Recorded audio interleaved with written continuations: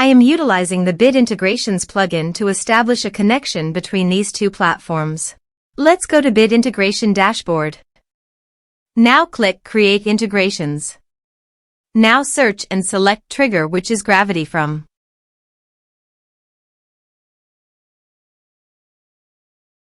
Select a form. Click Next. Search and select an action. Registration. Choose an action type. Map the respective fields.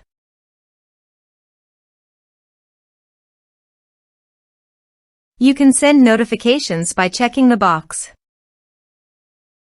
Choose here the WP user role. You can check the box for auto login after registration. You can also map here meta field.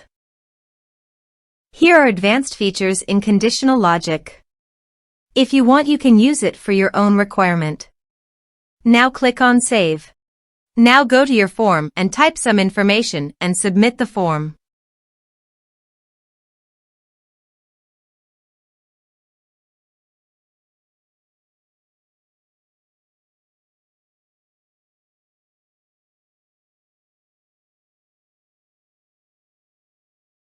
Form is successfully submitted.